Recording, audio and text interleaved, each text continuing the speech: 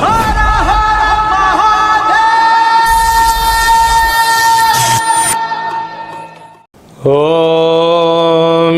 నమః శివాయ. ఓం నమో నారాయణాయ. కర్మ నివారణ నరదృష్టి నివారణ కాల భైరవాయై నమో నమః. ఓం దిగంబరాయ విద్మహే అశ్వవాహనాయ ధీమహి తన్నో కాల భైరవ ప్రచోదయాతు.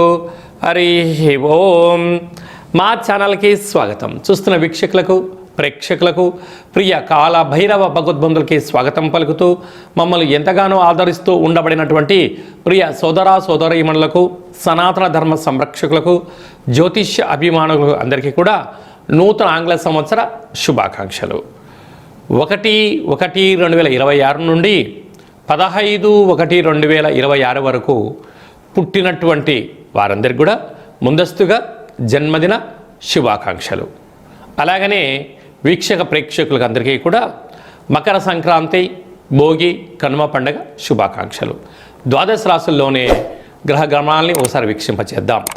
మిథున రాశిలో దేవగురు బృహస్పతి సంచార స్థితి, సింహరాశిలో కేతు సంచార స్థితి, ధనుసు రాశిలో చతుర్గ్రహ సంచార స్థితి, రవి, కుజ, బుధ, శుక్ర సంచార స్థితి, కుంభరాశిలో రాహు సంచార స్థితి, మీనరాశిలో శని సంచార స్థితిలో ద్వాదశ రాశుల్లో గ్రహ గమనాలు ఈ విధంగా ఉన్నాయి. వృశ్చిక రాశి వారికి ఆంగ్ల సంవత్సర ప్రారంభకాల సమయంలోనే ధనవాకు కుటుంబ స్థానంలో చతుర్గ్రహ సంచార స్థితి, అర్ధాష్టమ రాహు, అష్టమ గురు సంచార స్థితి. గ్రహాలు అనుకూలంగా లేనప్పుడు గ్రహాలతో ఆశీర్వచనం పొంది ఐశ్వర్యం, ఆనందం ఎలా పొందాలో ఈ వీడియోలో సవివరంగా సంపూర్ణంగా తెలుసుకుందాం. వృశ్చిక రాశిలో ఏ నక్షత్రాలు వస్తాయి అనగా విశాఖ నక్షత్రంలోని చివరి పదం 4వ పాదము, అనురాధ నక్షత్రంలోని 4 పాదాలు, జ్యేష్ఠ నక్షత్రంలో 4 పాదాలు కలిపితే వృశ్చిక రాశి. రాశాధిపతి కుజ భగవానుడు.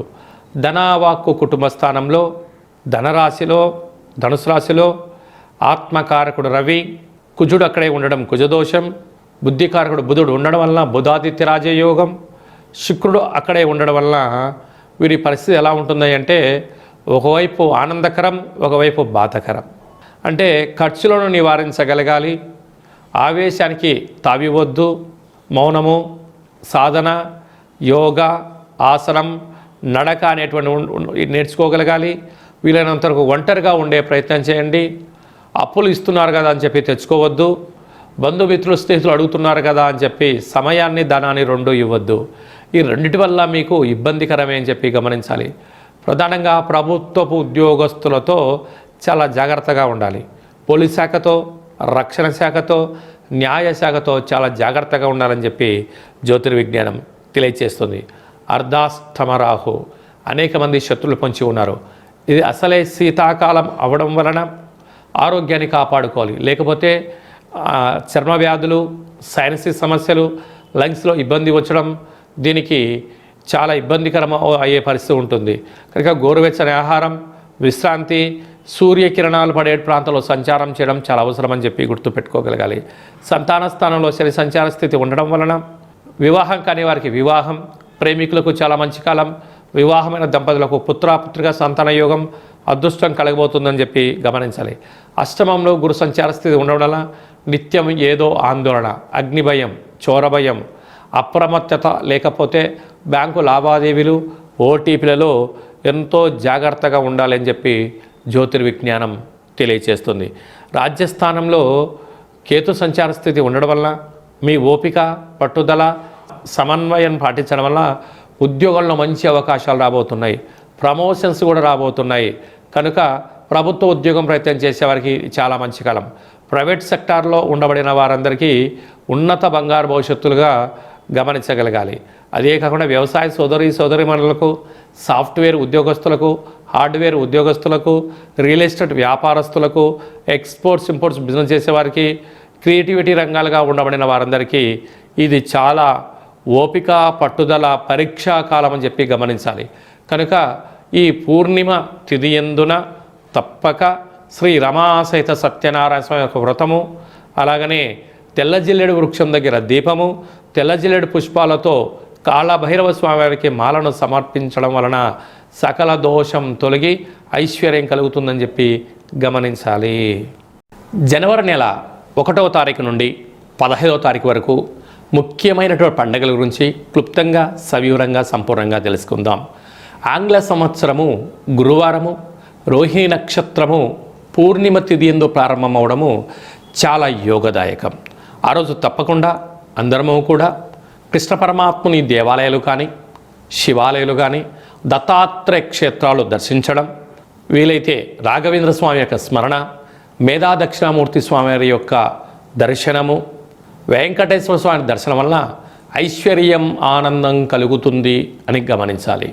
అలాగనే 3వ తారీఖున పుష్యమాస శుద్ధ పూర్ణిమ, అందులో సాక్షాత్ పరమేశ్వరుడు యొక్క జన్మ నక్షత్రం అవ్వడం వలన పరమేశ్వరుడికి రుద్రాభిషేకం చేసుకోవడం వలన ఆంగ్ల సంవత్సరం అంతనూ కూడా చాలా యోగదాయకం.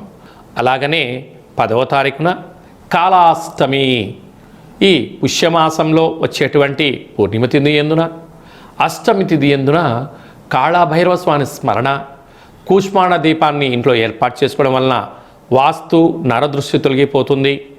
నారికేలంలో దీపాన్ని పెట్టడం వలన లక్ష్మీ కటాక్షం కలుగుతుంది. పిండి దీపాన్ని పెట్టడం వలన సకల ఐశ్వర్యం కలుగుతుంది, ఆయుష్ పెరుగుతుందని చెప్పి గమనించాలి. ఇలా కుదరలేనటువంటి వారు ఈ కింది నెంబరు సంప్రదించినట్లయితే మన యొక్క దేవాలయంలో కాళభైరవ పూజ, దీపము, హోమ కార్యక్రమాలు జరుగుతాయి కనుక మీకు వీడియో కాల్ ద్వారా ప్రత్యక్ష ప్రసారాన్ని చేయించి స్వామివారి ఆశీస్సులను మీకు అందజేయడం జరుగుతుంది. అలాగనే మనకు 14వ తారీఖున భోగి, 15వ తారీఖున మకర సంక్రాంతి పండగ సందర్భంగా పిల్లలకు భోగి పళ్ళు పోయించడం, ఆ రోజు అభ్యంగన స్నానము, చిక్కుడాకుల్ని తలపైన పెట్టుకొని శరీరం అంతా కూడా ఆముదాన్ని కానీ కొబ్బరి నూనెను కానీ నువ్వుల నూనెను పూసుకొని స్నానం చేయడము, మకర రాశిలోకి రవి సంచారం అవ్వడం వలన మకర సంక్రమణము, ఆ రోజు హరిహరసుత అయ్యప్ప స్వామివారి యొక్క దర్శనము, దీప దర్శనము యోగదాయకం. మనకు కొత్త పండుగ, అదే కాకుండా పంట అంటే ధాన్యం ఇంటికి వచ్చేటువంటి శుభ సందర్భంలో గంగరెద్దుల వారికి, హరిదాసులకు యథాశక్తిగా మనకు తోచినటువంటి వస్త్రాలు కానీ రూపాయలు కానీ ధాన్యంగా దానం చేయండి. సంపూర్ణమైన ఐశ్వర్యం ఆనందం మనం కలుగుతుందని చెప్పి కూడా గమనించాలి. ఇంకనూ మనం విజయం సాధించగలగాలి అన్నట్లయితే ఈ యొక్క పాత్ర కంచు పాత్ర, ఇందులో అనేక రాసులు అచ్చు వేయడం జరుగుతుంది కనుక ఈ పాత్రను మనం ఇంట్లో ఉంచుకొని ఇలా శబ్దం చేస్తూ